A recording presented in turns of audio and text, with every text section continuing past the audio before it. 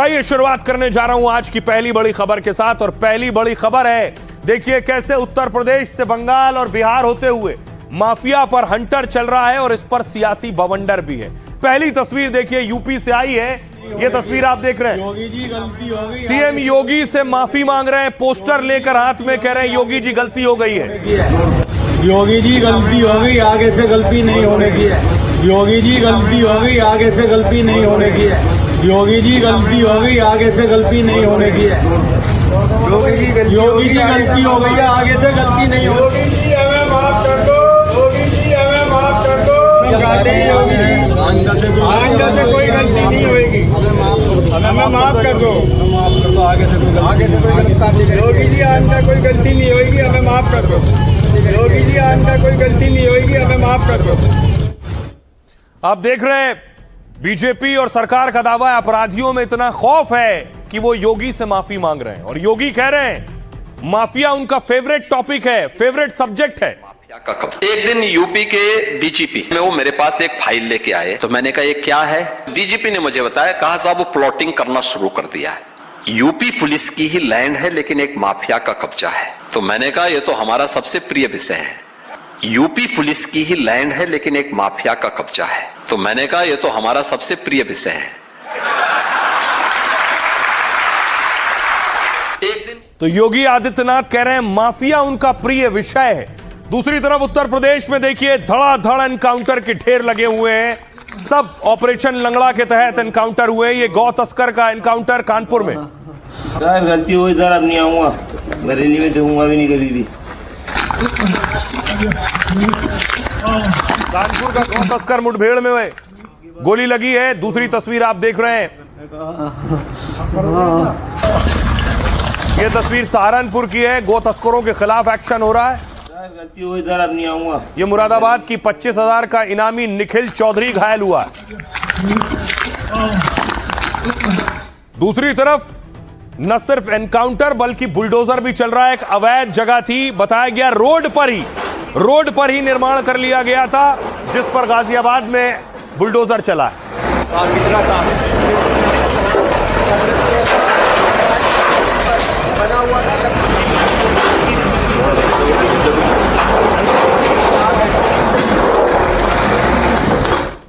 तो ये उत्तर प्रदेश में एक्शन की बात हो गई। उत्तर प्रदेश से आपको बंगाल लिए चलता हूं। बंगाल में शुभेंदु के राज में एक्शन कैसे हो रहा है, ये बीजेपी के ट्विटर हैंडल से जारी किया गया वीडियो है, जिसमें पुष्पा को दिखाया गया और पुष्पा उठक बैठक कर रहा है। एक टाइम था जब पावर के नशे में ये खुद को पुष्पा समझता था, हवा में उड़ता था। चुनाव जीतते ही इसका जुल्म शुरू हुआ और इसने यहाँ के बेकसूर बुजुर्गों को कान पकड़ डाकर उठक बैठक करवाने जैसा टॉर्चर किया। लेकिन वक्त का पहिया ऐसा घूमा कि आज इसका सारा घमंड चूर चूर हो गया। जो कल तक दूसरों पर अत्याचार करता था, आज पुलिस उसी पुष्पा का सारा भूत उतारकर खुद उससे कान पकड़ ढांकर उठक बैठक करवा रही है। याद रखना, पाप का गड्ढा एक दिन भरता जरूर है। जैसा बोओगे वैसा काटोगे, यही कुदरत का असली इंसाफ है। एक टाइम था। तो पुष्पा उठक बैठक कर रहा है बंगाल में, बीजेपी कह रही है, और टीएमसी के नेताओं पर अंडे चल रहे हैं। लोग विरोध जता रहे हैं, ऐसा दावा है।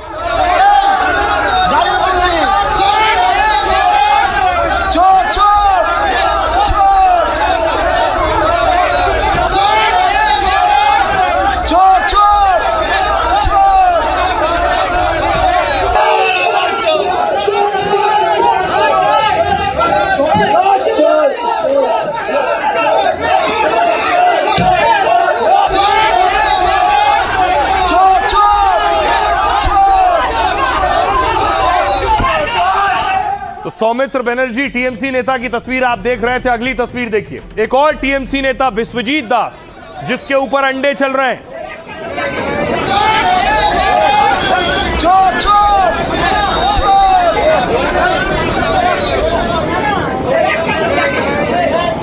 ये जो सज्जन को आप देख रहे हैं जिन पर अंडे चल रहे हैं, इनका नाम है विश्वजीत दास।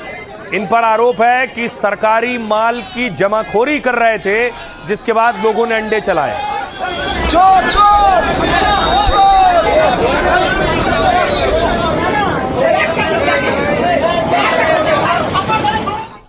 आइए आपको UP to Bengal via Bihar लिए चलता हूं। बिहार में देखिए जरा नए सीएम वहां भी हैं, सम्राट चौधरी। 2 एनकाउंटर हुए बिहार में।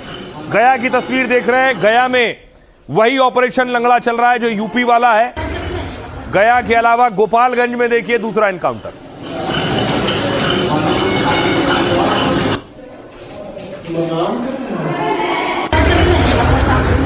और देखिए सम्राट चौधरी बोलते बोलते आज बोल गए कि यूपी हो, बंगाल हो या बिहार हो, तीनों जगह जो सीएम है वो दुरुस्त कार्रवाई कर रहे हैं। तो कि बिहार में अपराधी कोई हो, किसी जाति का हो, किसी धर्म का हो, अपराध करने वाला बचेगा नहीं। या तो बिहार छोड़ना पड़ेगा, नहीं तो शमशान जाना पड़ेगा।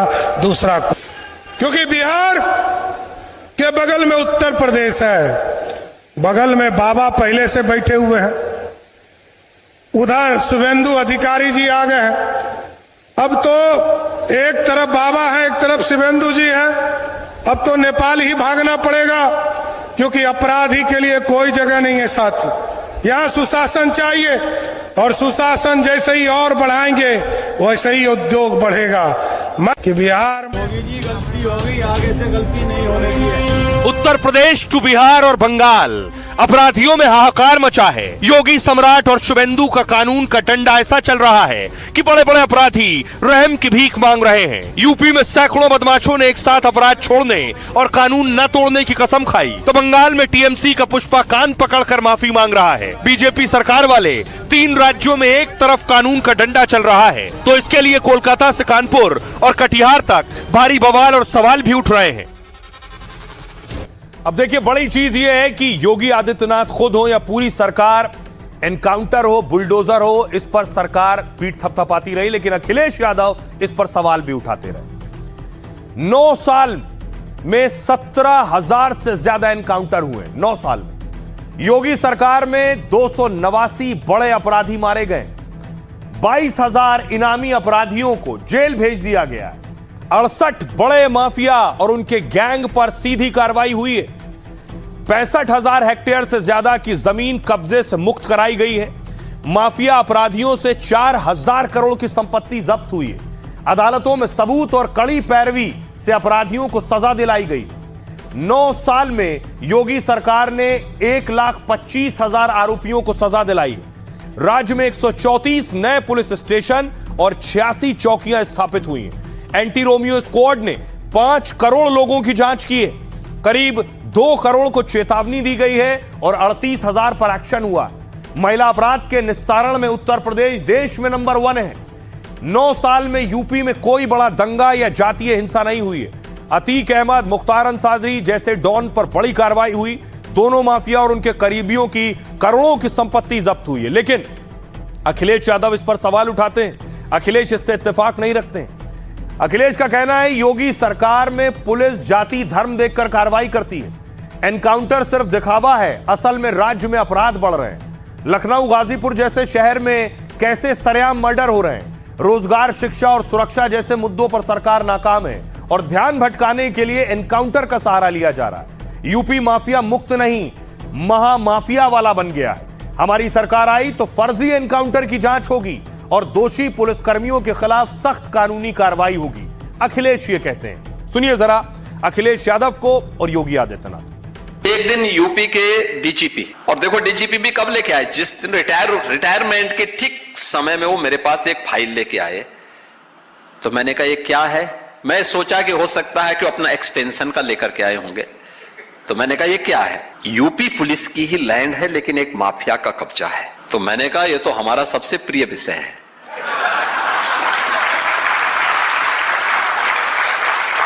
तो वो हंसे, उन्होंने कहा क्या मतलब। मैंने कहा बस मुझे दे दीजिए, मैं इसको ठीक करा देता हूं। और अच्छा समय आया, मुझे बताया, उसने डीजीपी ने मुझे बताया, कहा साहब वो प्लॉटिंग करना शुरू कर दिया है।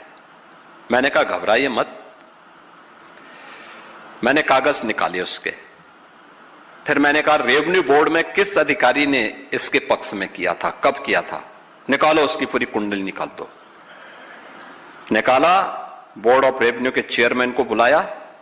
मैंने कहा तत्काल इसको स्टे करो। वो हाई कोर्ट गया, मैंने इधर एफआईआर लॉन्च करवाई और फिर वहां पे अगले दिन हमारा बुलडोजर पहुंच गया था।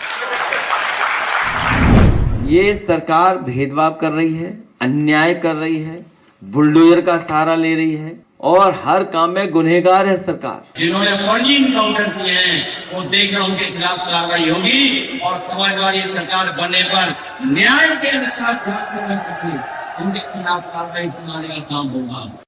यूपी में अपराध पर एक्शन हो रहा है, ये बात सच है, वो दिख रही है, लोग भी कहते हैं। अखिलेश यादव उस पर सवाल उठाते हैं, लेकिन दूसरी तरफ एक और क्राइम हुआ जिस पर एक्शन शुरू हुआ, वो है राम मंदिर के चंदे की चोरी।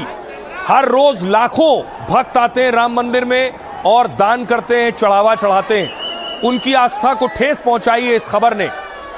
अब इस पर सवाल उठ रहे हैं, तो देखिए करणी सेना पहुंची है एफआईआर लिखवाने के लिए राम मंदिर चंदे का, दान का जो चोरी हुई उस पर। हमारे मर्यादा पुरुषोत्तम भगवान राम के साथ आज से नहीं, आदि से लूट, जब से मंदिर शुरू हुआ तब से लूट चली आ रही, तो एक अपनी तरफ से हम लोग मुकदमा दर्ज कराना चाह रहे हैं। कल उत्तर प्रदेश पुलिस और योगी जी मुकदमा दर्ज करावे, पहले इनकी गिरफ्तारी हो। अगर ये लोग जेल नहीं जाएंगे तो जांच को प्रभावित करेंगे। सब पहुंच वाले आदमी हैं, तो हमारी करणी सेना मांग करती है सर्वप्रथम मुकदमा दर्ज हो, आरोपियों की गिरफ्तारी हो और इनकी संपत्ति की जांच हो। इनके घर पे भी बुलडोजर चले, बुलडोजर की नीति इन पे लागू हो।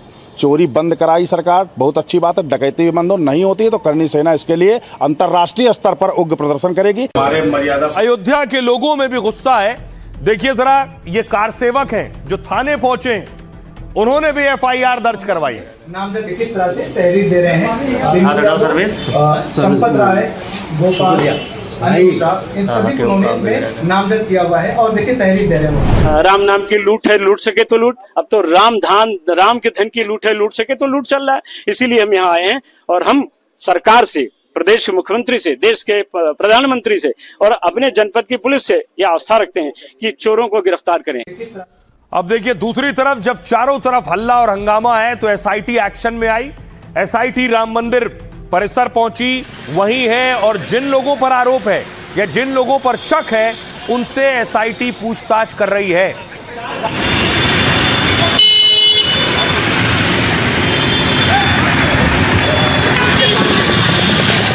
अब देखिए जरा इस मामले में कौन कौन से लोग रडार पर हैं। लंबी चौड़ी लिस्ट है, एक दो नाम नहीं है।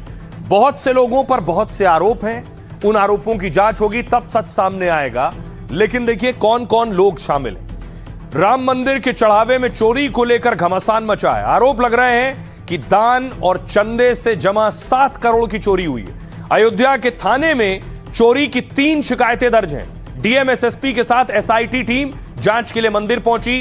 ट्रस्ट के संदिग्ध कर्मचारियों से पूछताछ हो रही है। चढ़ावे से चोरी के 6 राजदारों पर सबसे ज्यादा शिकंजा कसा है। पहला नाम रमाशंकर यादव उर्फ टिन्नू। रामशंकर यादव उर्फ टिन्नू पहले चंपत राय के ड्राइवर थे, अब सहयोगी बताए जाते हैं। अयोध्या लखनऊ में इनके नाम करीब 50 करोड़ की संपत्ति है, ऐसा दावा है। राम मंदिर से करीब 1.5 किलोमीटर दूर इनका पुश्तैनी घर है। खबर है कि जांच एजेंसी ने उनके घर से सोना बरामद किया है। आरोप है कि मंदिर के चढ़ावे की चोरी में शामिल रहे। 4-5 साल में कई प्लॉट खरीदे, 5 से 6 रेस्टोरेंट में हिस्सेदारी है। लेकिन बड़ी बात यह है, टिन्नू ने कहा है कि मेरा रुपए पैसे से कोई लेना देना नहीं है, कोई आना जाना नहीं, काफी पहले से वीएचपी में हूं, 50 करोड़ की संपत्ति नहीं है, मेरे पास सिर्फ गेस्ट हाउस है, मैं हर तरह की जांच और पूछताछ को तैयार हूं, यह इनका दावा था। एक और नाम है मनीष यादव का। टिन्नू यादव के भतीजे भी नोट गिनने का काम करते हैं वहां। आरोप यह है कि दान चोरी और गबन में वो भी शामिल थे। उनकी निशानदेही पर 36 लाख रुपए बरामद होने की खबर है। एसआईटी अब मनीष से भी पूछताछ और जांच में जुटी है। अगला नाम है गोपाल राव का। राम मंदिर के व्यवस्थापक और खास आमंत्रित सदस्य हैं। मंदिर के रखरखाव, साफ सफाई का जिम्मा यही संभालते हैं। दान पेटियों से मिलने वाला चढ़ावा भी इनके जिम्मे रहता है। उन पर चोरी और आर्थिक गड़बड़ी के आरोप लग रहे हैं। गोपाल राव कह रहे हैं कि वो हर तरह की जांच को तैयार है। उन्होंने कहा, हमने और ट्रस्ट ने खुद ही एसआईटी जांच की मांग की। एक और नाम है लवकुश और अनुकल्प मिश्रा। दोनों जीजा साले हैं। दान पात्र की गिनती करने वाली टीम में थे ये। कुछ सालों में दोनों की आर्थिक स्थिति में तेजी से बदलाव हुआ। अनुकल्प का गांव में फार्म हाउस, अयोध्या में 65 लाख का घर खरीदा है। लवकुश फैजाबाद में घर बनवा रहा है। 10 लाख रुपए बरामद होने की खबर है। आरोप है कि मंदिर के चढ़ावे और दान में दोनों ने काफी हेरफेर किए। परिवार के लोग कह रहे हैं दोनों बेकसूर हैं, एसआईटी दोनों से पूछताछ कर रही। एक और नाम है केडी तिवारी का। राम मंदिर में दान में चढ़ने वाले सोने चांदी के जेवर ये संभालते हैं। आरोप है कि कुछ दिन पहले 1.5 करोड़ रुपए की जमीन खरीदी, 5 करोड़ रुपए की संपत्ति जमा करने को लेकर सवालों में। तिवारी जी कहते हैं, मैं कई स्कूलों में टीचर रह चुका हूं, मेरा बड़ा बेटा वायुसेना में था, अब आईबी में बड़े पद पर है, दूसरा बेटा सेना से रिटायर होकर यूपी सब इंस्पेक्टर, और मेरे पास जो है वो परिवार का है और चाहे इसकी जांच करवा ली जाए। तो जितने लोग अब तक सवालों में हैं वो खुद कह रहे हैं कि मेरे दरवाजे खुले हैं, जिसका जो दिल करे वो जांच कर सकता है। सुनिए जरा क्या कुछ कह रहे हैं शिकायतकर्ता। सोशल मीडिया के कारण आरोप लगाए जा रहे हैं वो सब निराधार है, ये गलत है।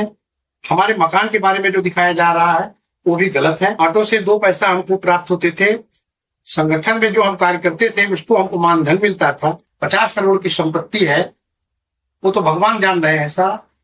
इन लोगों को सफाई देने का क्या मतलब है हमारा, कि भगवान इनका निर्णय करें। ये 7 करोड़ तो दिखाया जा रहा है, इसमें कई 100 करोड़ की चोरी हुई है। अब धीरे धीरे बात खुलेगी तो दूर तक जाएगी, इसलिए मैं कह रहा हूँ ये चोर हैं, नामजद FIR ये दर्ज करें। तो किसको नाम ये देखिए ना, सीधे लिखा हुआ है इसमें, ये महासचिव चंपत राय बंसल, अनिल मिश्रा, गोपाल राव तथा रामशंकर यादव, टिन्नू यादव, ये 4 चोर हैं। इनके पीछे और लोग होंगे, ये तलाशा जाएगा, ये पुलिस का काम, हमारा काम नहीं है। जो होगा आपको लोग के सामने आएगा। SRT जब बैठ चुकी है ना, हम भी देख रहे हैं, आप लोग भी देख रहे हैं, सब लोग देख रहे हैं। आरोप कुछ भी लगे वो तो भगवान ही देख रहे हैं ना। आरोपी अपराधी कौन है, बेकसूर को तो भगवान या SRT बैठी किस लिए बैठी है, वो सब सामने लाएगी ना। आप लोग को भरोसा है कि कोई ऐसा गड़बड़ी? हाँ, हमें पूरा भरोसा अपने भाई को, पर ऐसा कोई काम नहीं किया, झूठा आरोप लगा रहे हैं। अब आइए आपको बताऊं दिलचस्प बात। दिलचस्प यह है कि राम मंदिर में जो दान आता है उसकी पूरी प्रक्रिया क्या है, कैसे वो पैसा दान पात्र में जाता है और कैसे उसकी गिनती होती है, और उसके लिए बाकायदा बहुत बड़ी टीम काम करती है। दरअसल राम मंदिर में दान देने से लेकर गिनती होने तक एक पूरा सिस्टम बनाया गया है। मंदिर में दान देने की सुविधा को भक्तों के लिए आसान बनाया गया है। मंदिर में 6 बड़े दान पात्र और परिसर में 12 से ज्यादा छोटे दान पात्र हैं। इसके अलावा चंदे के लिए अलग से 4 काउंटर बनाए गए जहां श्रद्धालु नकद राशि जमा कर ऑनलाइन रसीद भी ले सकते हैं। रिपोर्ट के मुताबिक मंदिर में हर दिन 8 से 10 लाख का दान आता है। दावा है कि परिसर के अंदर एक कमरे में दान की गिनती की जाती है। गिनती के लिए 2 शिफ्ट में लगभग 6 लोग अलग से रखे गए। खास एजेंसी के अलावा पैसे गिनने के लिए बैंककर्मी भी होते हैं। पारदर्शिता के लिए यह पूरी प्रक्रिया CCTV कैमरे में रिकॉर्ड होती है। फिर हर दिन की लिमिट के अनुसार पैसे ट्रस्ट के खाते में जाते हैं। अगर पैसे बचे तो उसे बैग में सील कर कमरे में रख दिया जाता है। ट्रस्ट को दान पात्र या ऑनलाइन तरीके से जो भी राशि मिलती है, हर 6 महीने में 1-1 रुपए का हिसाब होता है, ऑडिट किया जाता है। इसमें चार्टर्ड अकाउंटेंट के साथ बैंक अधिकारी भी मौजूद रहते हैं। आखिर में पूरा लेखा जोखा राम मंदिर ट्रस्ट के सामने रखा जाता है। दावा है कि प्राण प्रतिष्ठा के बाद 15 करोड़ लोग मंदिर जा चुके हैं और इस दौरान राम मंदिर ट्रस्ट को 500 करोड़ से ज्यादा का दान मिला है। इसमें से 150 करोड़ का चढ़ावा दान पात्र से मिलने का दावा है। वहीं ऑनलाइन पेमेंट और काउंटर से 350 करोड़ का दान मिला है। अब इस पर धर्मगुरु भी सवाल उठा रहे हैं, सियासतदान भी सवाल कर रहे हैं। सुनिए।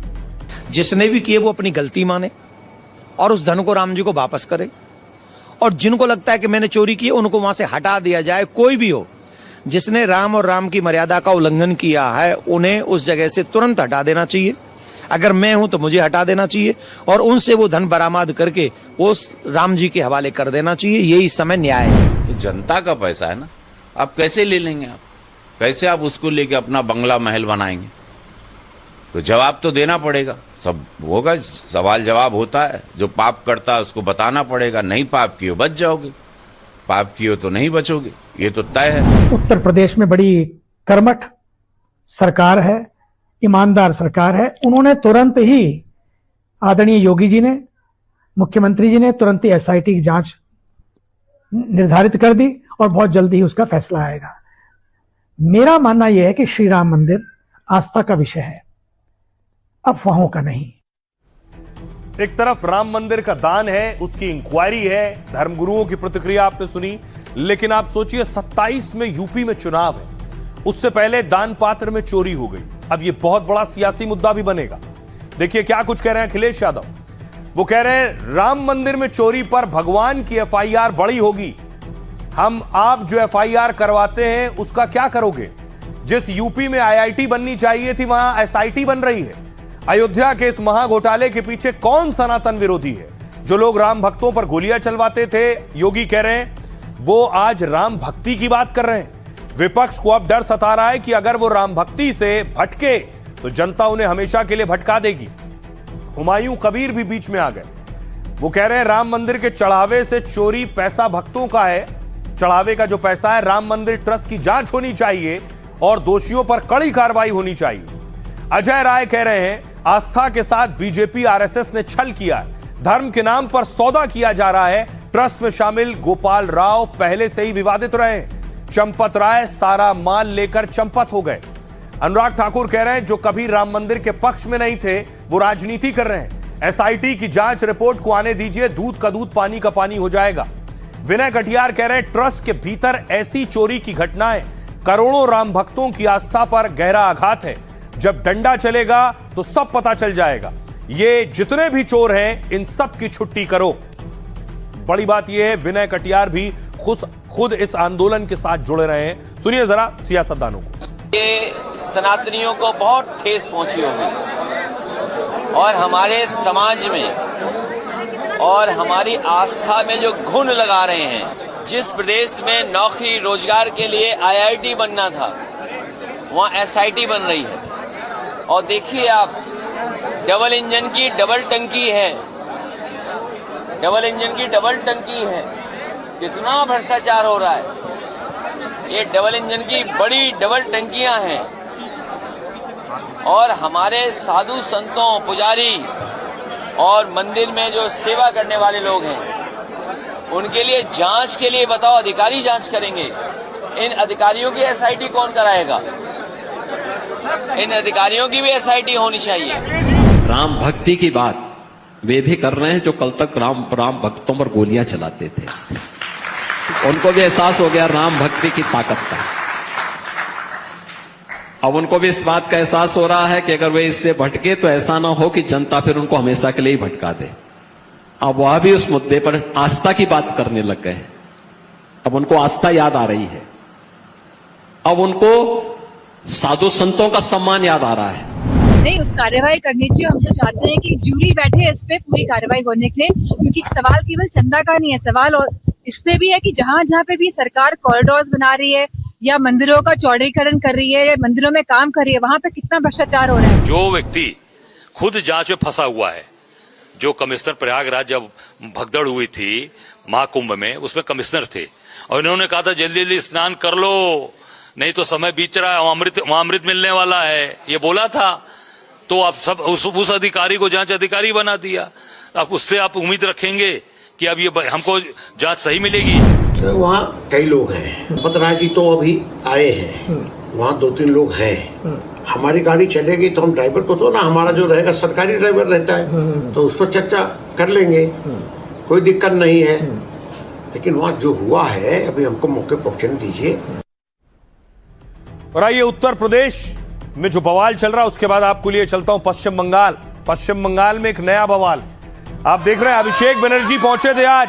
जैसे ही वो पहुंचे लोग चोर चोर के नारे लगाने लगे। ममता बनर्जी के भतीजे हैं अभिषेक।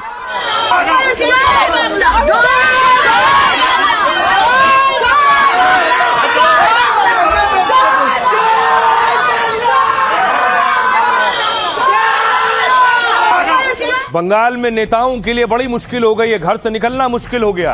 पुष्पा की यह तस्वीर आपने देखी थी। पुष्पा को परेड कराई गई, एक बार नहीं 2-2 बार परेड कराई गई पुष्पा को। अब इस परेड को लेकर बवाल हो गया। बवाल यह कि पुष्पा को आखिर परेड क्यों कराई गई, यह कानून सम्मत नहीं है, कानून के खिलाफ है। और पुष्पा के जो समर्थक हैं, उनके परिवार के लोग हैं, वो आज सड़कों पर निकल आए हैं, प्रोटेस्ट कर रहे थे, प्रदर्शन कर रहे थे पुष्पा की गिरफ्तारी के खिलाफ।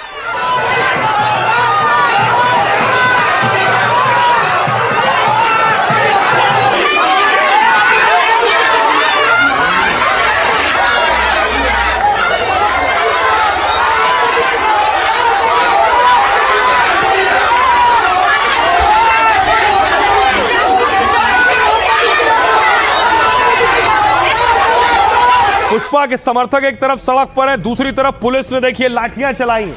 पुष्पा समर्थकों पर लाठी चार्ज किया है और वो भागे।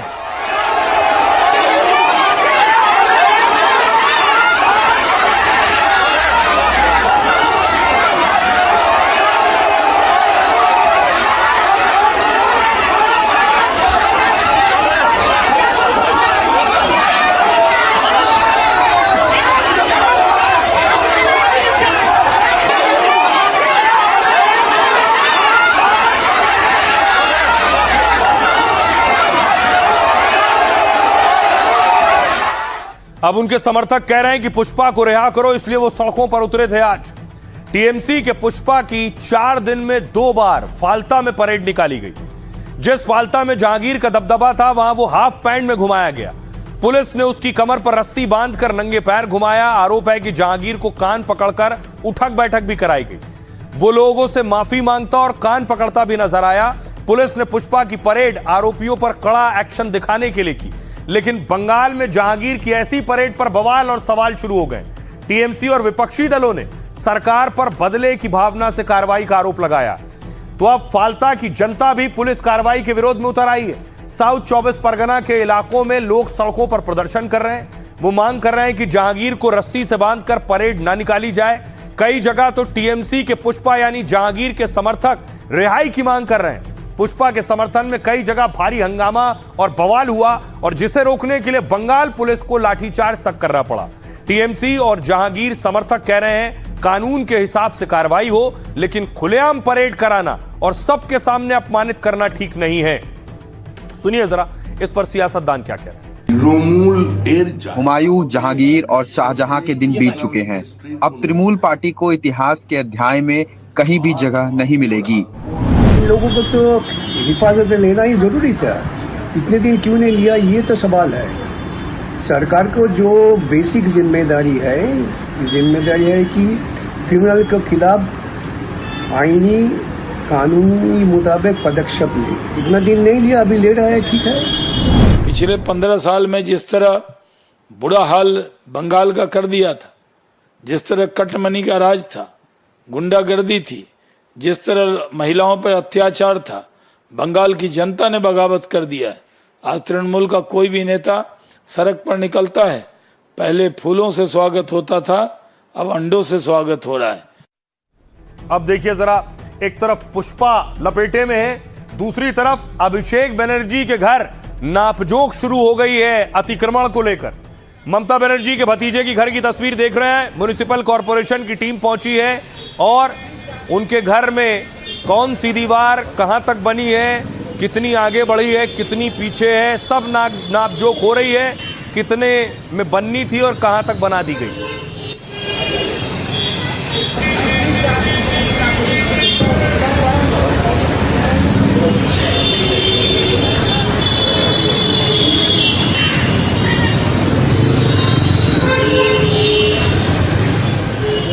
अगली तस्वीर देखिए जरा, अभिषेक बनर्जी दूसरी तरफ आज सीआईडी ऑफिस पहुंचे थे। पूछताछ के लिए सीआईडी ने उन्हें आज भी बुलाया था।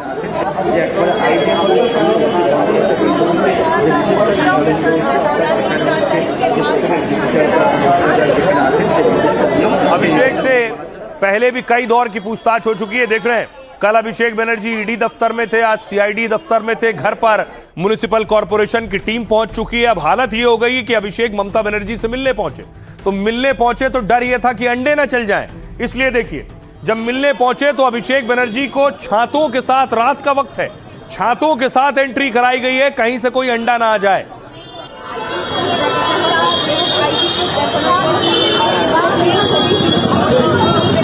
देख रहे हैं, रात का अंधेरा है, लेकिन कार्यकर्ता छाता लेकर खड़े हैं अभिषेक को गाड़ी से निकालने के लिए। न बारिश की संभावना है, कुछ नहीं, लेकिन छातों में निकाला गया कि कहीं से कोई अंडा ना आ जाए, क्योंकि कुणाल घोष पर कल अंडा चला था।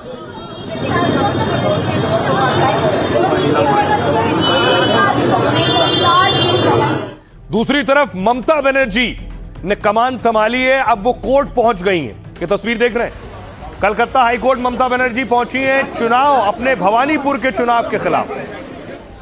मैडम क्या, मैडम कागज क्या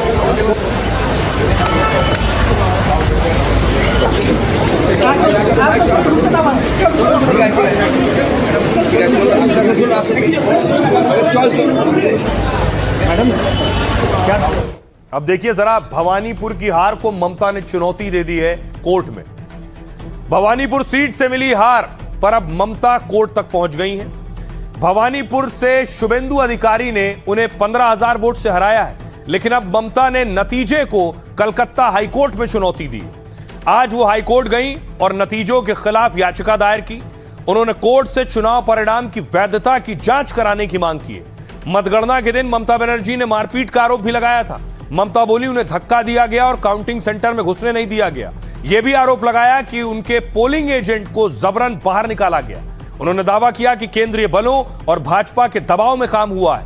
रिजल्ट से पहले स्ट्रांग रूम में बीजेपी की गाड़ी को एंट्री देने का आरोप लगाया।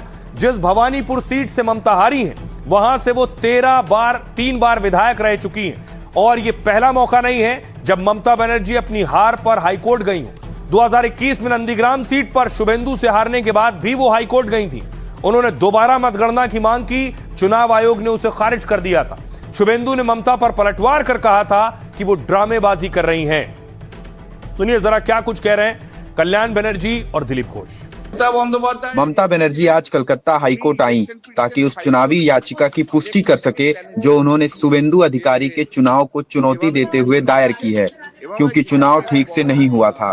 12 राउंड के बाद उनके चुनाव एजेंट और उनके साथ मारपीट की गई और उन्हें बाहर निकाल दिया गया था।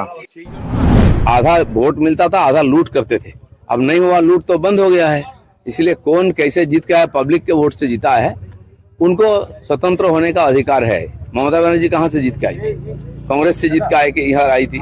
सारे लोगों ने ऐसा किया है, कांग्रेस से, सीपीएम से आए थे टीएमसी में। उनके जवान पर ये बात शोभा नहीं देती। ये अलग बात है कि चुनाव परिणाम उनके पक्ष में नहीं आए और उन्हें भी अपनी सीट पर हार स्वीकार करनी पड़ी। लेकिन सच्चाई यह है कि बीजेपी बेईमान पार्टी है और मैं ये कहता हूं, अगर भारतीय जनता पार्टी ईमानदार पार्टी है और इलेक्शन कमीशन कॉन्स्टिट्यूशनल और अपनी क्रेडिबिलिटी साबित करना चाहते हैं, कुंदरकी के बाई इलेक्शन के जो सीसीटीवी फुटेज है अगर आप लोगों को मिल जाए तो आदरणीय ममता जी जो कोर्ट गई हैं, जज साहब भी फैसला उनके पक्ष में देंगे। तो एक तरफ ममता बनर्जी कोर्ट में गई हैं, दूसरी तरफ ममता बनर्जी ने जो बंगाल में बनाया खड़ा किया उसे गिरा दिया गया। ये आप देख रहे हैं, ये गेट था, गेट के ऊपर विश्व बंगला का लोगो था, उसे गिरा दिया गया है।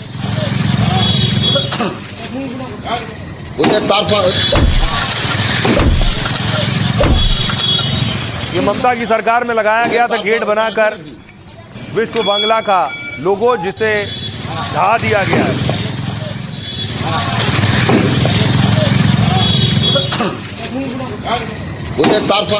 दूसरी तरफ ममता के लिए मुश्किल उनकी अपनी टीम को लेकर है, क्योंकि टीम में बगावत हो चुकी है। टीम एनसीपीआई ज्वाइन कर चुकी है और एनसीपीआई को की चीफ हो गई है काकोली घोष।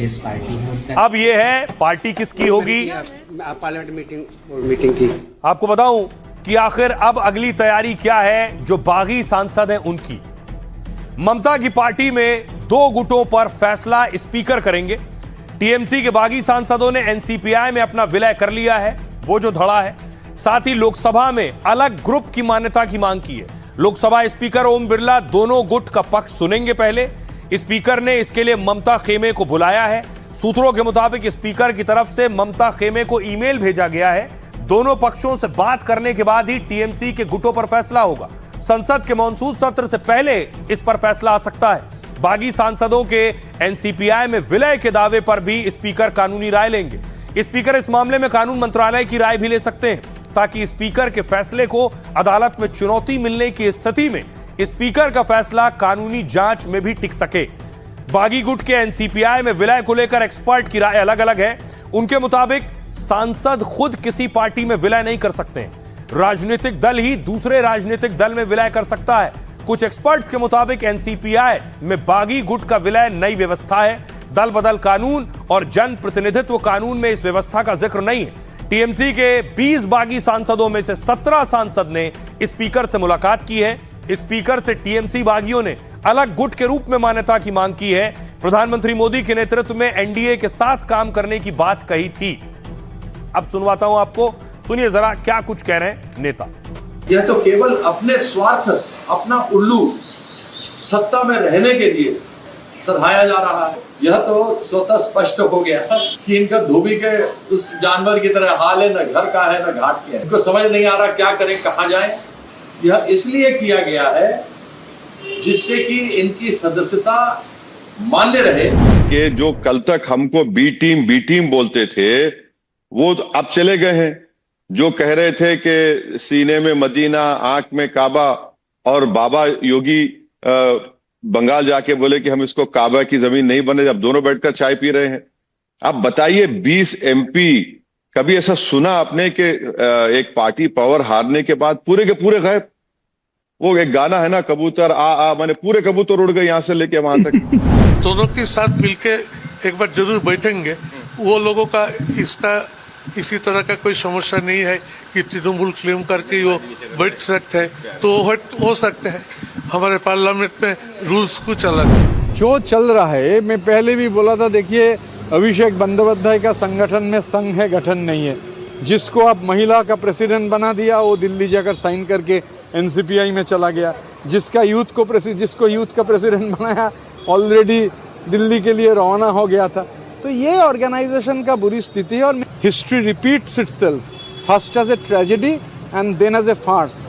देख रहे हैं फार्स क्या है। दीदी के साथ रहते हुए विद ड्यू रिस्पेक्ट टू दीदी, आई एम सेइंग कि हम लोग को कई जगह में काम पे रुकावट दिया गया था और हम लोग काम कुछ वैसे कर नहीं पा रहे थे जो हम लोग को करना चाहिए था। हम सब देख रहे हैं West Bengal as well as India में कि 1-2 महीने में हम लोगों का काम का तरक्की क्या हो रहा है, कहाँ पे कैसे क्या काम किया जा रहा है, जो कि इतने दिनों से शायद लोग नहीं देखे होंगे कि ऐसे भी काम होता है पश्चिम बंगाल में। आज का जो सवाल, जो मुद्दा इनको सामने लेके आया, इनको ठीक नहीं है। पॉलिटिक्स में इतना धोखाधड़ी, इतना गद्दारी, इतना लोगों को साथ बेईमानी नहीं करना चाहिए। वो अपना करियर अपना ही खत्म हो जाएगी।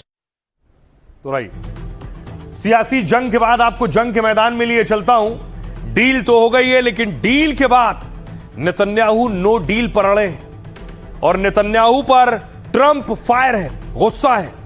उससे पहले तस्वीर देखिए, प्रधानमंत्री नरेंद्र मोदी फ्रांस में है, डोनाल्ड ट्रंप भी आज फ्रांस में है क्योंकि G7 बैठक होनी है। ट्रंप और PM मोदी की आज मुलाकात हुई है और लंबे वक्त बाद यह मुलाकात हो रही है।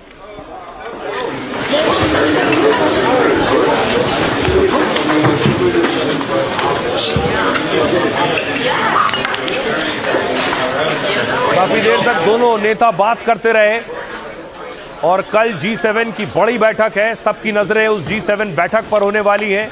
ट्रंप देखिए बैठे हुए थे, PM मोदी आए तो ट्रंप खड़े हो गए, उठे और PM मोदी से हाथ मिलाया ट्रंप ने।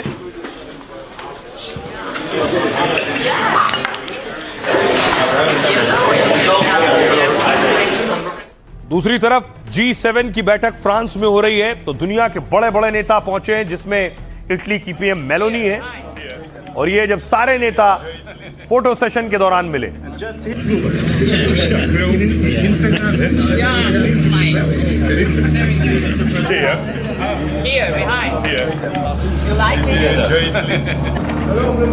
Just here, please. Down there, please. Excellent. Thank you. लेकिन बड़ी बात यह है कि एक तरफ G7 की बैठक हो रही है, ट्रंप कह रहे हैं उन्होंने ईरान के साथ डील कर ली, अब जंग नहीं होगी, लेकिन नेतन्याहू रुक नहीं रहे। ट्रंप के लिए एक बड़ी एम्बैरेसमेंट है कि वो बार बार इजराइल और नेतन्याहू से कह रहे हैं जंग रुक गई है, आप हमले मत करिए, लेकिन नेतन्याहू नहीं मान रहे। यही वजह है कि ट्रंप आज आग बबूला थे नेतन्याहू पर। कैसे सुनाया है नेतन्याहू को, ट्रंप यहां तक बोल गए मैं हूं इसीलिए आप हैं। देखिए जरा क्या कह रहे हैं डोनाल्ड ट्रंप। ईरान से डील के बीच ट्रंप ने नेतन्याहू को जमकर सुनाया है। ट्रंप ने कहा उनके बिना न इजराइल होता और न नेतन्याहू, क्योंकि किसी दूसरे राष्ट्रपति ने वो नहीं किया जो मैंने किया है। लेबनान पर इजरायली हमले को लेकर भी निशाना साधा, नेतन्याहू को लेबनान मुद्दे पर जिम्मेदारी दिखाने की सलाह दी है। ट्रंप ने कहा उनकी नेतन्याहू से अच्छी दोस्ती रही है, लेकिन नेतन्याहू का ज्यादा जिम्मेदार रवैया अपनाना होगा। ट्रंप ने सीधे तौर पर लेबनान पर हमले पर सवाल उठाए। उन्होंने कहा किसी एक व्यक्ति को निशाना बनाने के लिए पूरी इमारत गिराना सही नहीं है, क्योंकि वहां रहने वाले सभी लोग हिजबुल्लाह के सदस्य नहीं होते। ट्रंप के मुताबिक इजरायली हमले से शांति समझौते में मुश्किल आ रही। इतना ही नहीं, ट्रंप ने इजराइल को चिढ़ाने वाला बयान दे दिया। ट्रंप ने कहा सीरिया इजराइल से बेहतर लड़ सकता है, हिजबुल्लाह से निपटने में सीरिया बेहतर भूमिका निभा सकता है। सीरिया लंबे समय से इजराइल का कट्टर विरोधी रहा है। ट्रंप ने सीरिया को इजराइल से बेहतर बताकर नेतन्याहू की टेंशन बढ़ा दी है। ट्रंप ने सीधे सीधे नेतन्याहू की रणनीति पर सवाल उठा दिए हैं। ट्रंप के मुताबिक नेतन्याहू की रणनीति से शांति वार्ता खतरे में। दूसरी तरफ इजराइल ने इस डील से खुद को किनारे कर लिया है। इजराइल ने इसे ट्रंप की डील बता दिया है। ये ट्रंप की डील है, इजराइल इससे बंधा हुआ नहीं है। इजराइल अमेरिका का गुलाम नहीं है। इजरायली रक्षा मंत्री ने कहा दक्षिणी लेबनान से हमारी सेना नहीं हटेगी। सुनिए जरा डोनाल्ड ट्रंप क्या कह रहे हैं और नेतन्याहू क्या कह रहे हैं। लेबनान के मामले में नेतन्याहू को ज्यादा जिम्मेदार होना होगा। मैं उनसे परेशान नहीं हूं। हम दोनों के बीच बेहतर रिश्ते हैं। मैंने इजराइल को सलाह दी है कि सीरिया को हिजबुल्लाह को संभालने दे। सच कहूं तो मुझे लगता है कि सीरिया हिजबुल्लाह को अच्छे से हैंडल कर सकता है। ये समझौता अमेरिका ने किया है। अमेरिका के राष्ट्रपति ने समझौता किया है। उन्हें लगता है कि इससे ईरान परमाणु नहीं बना पाएगा। मैं कह रहा हूं कि ये सिर्फ ट्रंप का फैसला है, वो इसका नेतृत्व कर रहे हैं। और अब आपको बताऊं कि एक तरफ नेतन्याहू कह रहे हैं ट्रंप का फैसला है, ट्रंप ने डील की है, ट्रंप कह रहे हैं मेरी बात माननी होगी। लेकिन इस डील को लेकर सवाल उठे कि अमेरिका ने डील ऐसे ही नहीं की है, अमेरिका ने इसके लिए बहुत पैसा खर्चा है, लाखों करोड़, ये आरोप लगे। सच क्या है? डील में कहा गया 28 लाख करोड़ हर्जाना देगा अमेरिका। अमेरिका ईरान में शांति समझौते पर दस्तखत हुए। शांति समझौते पर अभी डिजिटल साइन हुआ है। 19 जून को औपचारिक तौर पर डील पर मुहर लगेगी। ट्रंप ने दावा किया कि अमेरिका ईरान में समझौता हो गया है। स्विट्जरलैंड के जिनेवा में शुक्रवार को औपचारिक हस्ताक्षर होंगे। अमेरिकी डेलीगेशन की अगुवाई उपराष्ट्रपति जेडी वेंस करेंगे। ट्रंप ने कहा कि दस्तावेज शुक्रवार के बाद जारी किए जाएंगे, लेकिन डील में 28 लाख करोड़ देने की बात पर ट्रंप भड़क गए। दावा किया गया था कि अमेरिका ईरान को 28 लाख करोड़ रुपए का पैकेज देगा। न्यूयॉर्क टाइम्स के मुताबिक डील होने पर यह रकम ईरान को दी जाएगी, लेकिन ट्रंप ने ईरान को 28 लाख करोड़ देने की बात को फर्जी बताया। इसे विपक्षी पार्टी डेमोक्रेट्स की तरफ से फैलाई गई झूठी खबर करार दिया। ट्रंप ने सोशल मीडिया पोस्ट में लिखा, हम ईरान में कोई पैसा निवेश नहीं कर रहे हैं, लेकिन हमें भविष्य में कभी भी वहां जाकर निवेश करने का अधिकार है। सुनिए जरा क्या कुछ कह रहे हैं ईरान के विदेश मंत्री और डोनाल्ड ट्रंप। बहुत जल्द अमेरिका और ईरान डील पर आधिकारिक तौर पर हस्ताक्षर करेंगे। इसी दिन नए राउंड की बैठक दोनों देशों में शुरू होगी। इससे अंतिम समझौते तक पहुंचा जा सकेगा। हम शुरुआती दौर में जंग खत्म करने, हॉर्मुज में नाकेबंदी खत्म करने, अमेरिकी नेवी के हटने और ईरान की जब्त संपत्ति रिलीज करने पर बात करेंगे। हमने ईरान के साथ समझौता कर लिया है, यह सफल होगा। इसके बाद दूसरे चरण की शुरुआत होगी, जो कि आसान होगा। ईरान का मौजूदा नेतृत्व बेहद मजबूत और स्मार्ट है। इस डील के मुताबिक अगर ईरान ने परमाणु बनाया तो ईरान को पूरी तरह खत्म कर दिया जाएगा। ओबामा के साथ डील में वो परमाणु बम बनाने वाले थे।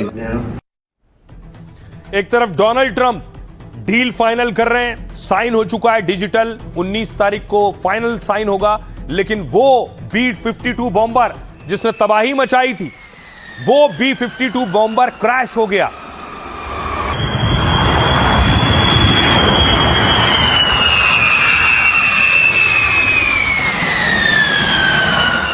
आपको तस्वीर दिखाऊं B-52 बॉम्बर, यह है कैलिफोर्निया में जो क्रैश हुआ है अमेरिकी विमान।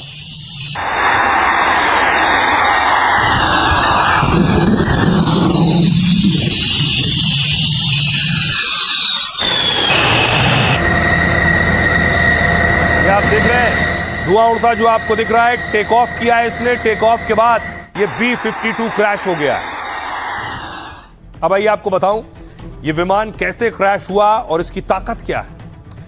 अमेरिका के कैलिफोर्निया में B-52 बॉम्बर दुर्घटनाग्रस्त हुआ है और इस हादसे में विमान में सवार सभी 8 लोगों की मौत हो गई। कंट्रोल सिस्टम या इंजन में खराबी की आशंका जताई जा रही है। B-52 बॉम्बर नियमित परीक्षण उड़ान पर था। सुबह करीब 11:20 पर टेक ऑफ के तुरंत बाद नीचे गिरा है और विमान में हथियार मौजूद थे या नहीं, इस पर जानकारी सामने नहीं आई। हादसे के बाद एयरफील्ड को बंद कर दिया गया है और आने वाले विमानों को दूसरे एयरबेस की ओर भेजा गया। B-52 बॉम्बर अमेरिका का सबसे पुराना और शक्तिशाली बम वर्षक विमान है। यह विमान 1955 से अमेरिकी वायुसेना की सेवा में यह परमाणु और पारंपरिक दोनों तरह के हथियार ले जाने में सक्षम है। लंबी दूरी की उड़ान भरने और भारी पेलोड उठाने के लिए जाना जाता है। 1040 किलोमीटर प्रति घंटे से ज्यादा की रफ्तार से उड़ान भर सकता है। 32,000 किलोग्राम तक के बम और हथियार ले जा सकता है। बिना ईंधन भरे लगभग 14,200 किलोमीटर तक उड़ान भर सकता है। यह इसकी ताकत है। सुनिए जरा क्या कुछ कह रहे हैं डिप्टी कमांडर। टेक ऑफ के तुरंत बाद B-52 विमान क्रैश हो गया। इसके तुरंत बाद हमारी टीम एक्शन में आई। आग बुझाने की कोशिश की गई। हादसे में किसी की जान नहीं बचाई जा सकी। तो आइए खबरों में आगे बढ़ते हैं। आज की एक और बड़ी खबर है, बात वैभव सूर्यवंशी की। क्या वैभव सूर्यवंशी पर एक्शन होगा? एक तस्वीर आई जिसके बाद यह सवाल उठने लगे कि वो सितारा जिस पर पूरी दुनिया बात कर रही है, वैभव सूर्यवंशी पर क्या एक्शन होगा, कि आखिर क्या हुआ ग्राउंड पर, वैभव सूर्यवंशी की आखिर क्यों भिड़ंत हुई है। देखिए जरा,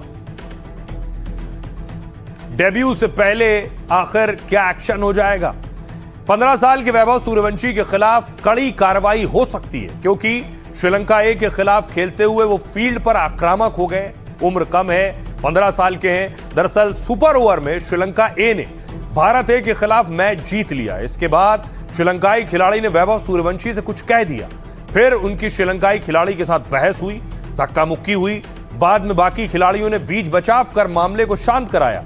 अगर अब जांच में यह पाया जाता है कि वैभव का एक्शन गलत था तो उन पर अनुशासनात्मक कार्रवाई या जुर्माना लगाया जा सकता है। हालांकि वैभव के लिए राहत की बात यह है कि यह एक इंटरनेशनल मैच नहीं था, श्रीलंका ए और भारत ए का मैच था जिसमें आईसीसी सीधा एक्शन नहीं लेता है। मतलब आईसीसी के आचार संहिता के तहत कार्रवाई होने की संभावना नहीं है, लेकिन मैच रेफरी के फैसले पर बीसीसीआई उनके खिलाफ एक्शन ले सकता है। अभी मैच रेफरी ने इस पर कोई भी आधिकारिक रिपोर्ट जारी नहीं की है।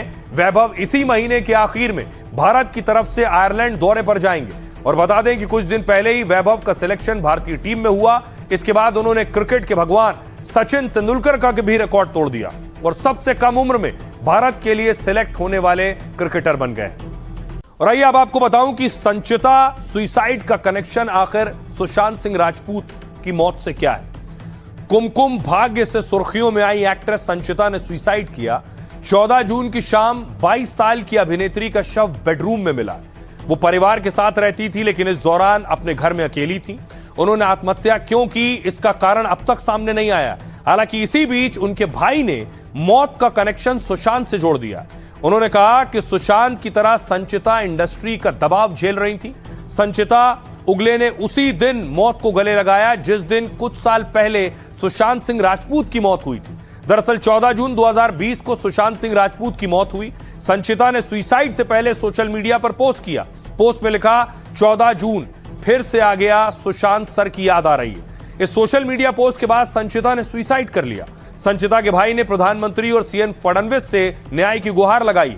अभिनेत्री संचिता के पिता ने मामले में पुलिस के पास केस दर्ज कराया है। सुनिए जरा क्या कुछ कह रहा है संचिता का परिवार। सुशांत सिंह राजपूत ने 14 जून 2020 को सुसाइड किया था, राइट? इसने भी सुसाइड किया 14 जून 2026 और वो उसने पोस्ट किया और इसमें कॉन्टेक्स्ट में लिखा है it's again 14 June and caption में लिखा है we miss you Sushant sir. मेरी बहन ने सुसाइड किया तो उसको अगर वो बहुत डर गई, क्यों? क्योंकि ये जो इंडस्ट्री ना वो दबा देती है, धमकी देती है, जैसे कि सुशांत सिंह राजपूत को किया, उसको खा लिया, अंदर से खोखला कर दिया। और इसमें बड़े बड़े लोगों का हाथ रहता है और हमारे जैसे जो मिडिल क्लास फैमिली से जो लड़कियां लड़के ऊपर जाते उनको दबा दिया जाता है। 14 जून को ही सुशांत सिंह राजपूत ने भी फांसी लगाई थी और 14 जून को ही आपकी बेटी ने भी ये बड़ा कदम उठाया है। आप लोग क्या चाह रहे हैं, क्या समझ रहे हैं इसे? कोई वही टाइम का कोई मतलब वही गैंग होगी, उसको वही करने का प्रयास होगा, मेमोरी हैंग करके उसको प्रवृत्त करने का वही होगा। वो लोगों का वही काम होगा, लेकिन उसको पकड़ेंगे, जरूर पकड़ेंगे। उसका नाम उज्जवल शर्मा है। तो उज्जवल शर्मा के अभी देखते हैं पुलिस तो देख के लेंगे। वो साजन घर में उसका पोस्ट आता है। चैट देखो ना आप कैसे बात कर रहे हैं सामने वाला। वो खुद ही पैसा ले रहा है वो संचिता से और बात भी वही कर रहा है। जो रिटर्न मांगा उसने संचिता ने तो वो बात कर रहा है। तो वो पैसा लेके भी ऐसी बात कर रहा है तो कितना उसने टॉर्चर किया रही। आज की एक और खबर है, मस्क के बारे में आपने सुना होगा कि वो 1 ट्रिलियन के मालिक हो गए, लेकिन उनकी 24 घंटे की कमाई वॉरेन की संपत्ति से भी ज्यादा है। इलॉन मस्क ट्रिलियनियर बन गए हैं। उनका घर कैसे रहता है एक ट्रिलियनियर ये भी आपको बताऊंगा, लेकिन अभी एक ट्रिलियनियर बनने के बाद देखिए जरा उनकी जो ताकत है कितनी बढ़ गई है पैसों के लिहाज से। वो क्या क्या कर सकते हैं इस 1 ट्रिलियन के जरिए। 26,000 साल का खर्च, अगर हर रोज 1 करोड़ रुपए खर्च करे जाएं तो बिना रुके बिना छुट्टी लिए 26,000 साल लग जाएंगे। इतना पैसा खर्च करने में 26,000 साल लगेंगे। दूसरा, मुंबई की हाउसिंग वैल्यू 951 बिलियन डॉलर की करीब है, जो कि भारतीय रुपए में 90 लाख करोड़ के आसपास हो जाती है। इलॉन मस्क चाहे तो इस पैसे से पूरा मुंबई खरीद सकते हैं। तीसरी बड़ी चीज, इस पैसे से पाकिस्तान का कुल जीडीपी करीब है 37.5 लाख करोड़ का। मस्क चाहे तो 2 बार पूरे पाकिस्तान को खरीद सकते हैं और खरीदने के बाद भी मस्क के पास पैसा बच जाएगा। इसके अलावा इतना पैसा है कि नासा के मुताबिक मंगल पर शहर बसाने में 57 लाख करोड़ खर्च होंगे। इस हिसाब से शहर बसाने के बाद भी मस्क के पास पैसा बच जाएगा। इलॉन मस्क चाहे तो मंगल पर 10 लाख लोगों का शहर बसा सकते हैं। हालांकि अभी मंगल ग्रह पर एक शहर बसाने में कई बड़ी चुनौतियां हैं। इसके अलावा मस्क के पास इतना पैसा है कि यूएस के सबसे एडवांस विमान वाहक युद्धपोत की कीमत लगभग 13 बिलियन डॉलर है। मस्क ऐसे 77 युद्धपोत खरीद सकते हैं। अमेरिका के पास भी ऐसे सिर्फ 11 विमान वाहक पोत हैं। सबसे अमीर स्टूडियो वॉल्ट डिज्नी की वैल्यूएशन 210 बिलियन डॉलर है और इसके बाद Sony, Universal Studio, Warner Brothers, Discovery, Paramount, Global आते हैं। मस्क ये पांचों खरीद सकते हैं तो उन्हें 574 बिलियन डॉलर खर्च करने होंगे। बचे हुए पैसों से वो करीब 465 बिलियन डॉलर वैल्यू के नेटफ्लिक्स भी खरीद सकते हैं। स्थिति ये एयरलाइंस है, डेल्टा, यूनाइटेड, सिंगापुर जैसी दुनिया की सबसे महंगी एयरलाइंस खरीद सकते हैं। ऐसी 10 एयरलाइंस की ज्वाइंट मार्केट वैल्यू करीब 232 बिलियन डॉलर है। यानी मस्क इन सब को खरीद ले तो भी 800 बिलियन डॉलर से ज्यादा उनके पास बच जाएगा। तो मस्क की ये ताकत है कि मस्क अब जो उनके पास पैसा है उससे इतना कुछ खरीद सकते हैं। बहरहाल आज के लिए इतना ही। आप अपना और अपनों का बहुत बहुत ख्याल रखिए। प्रो क्राइम रखिए।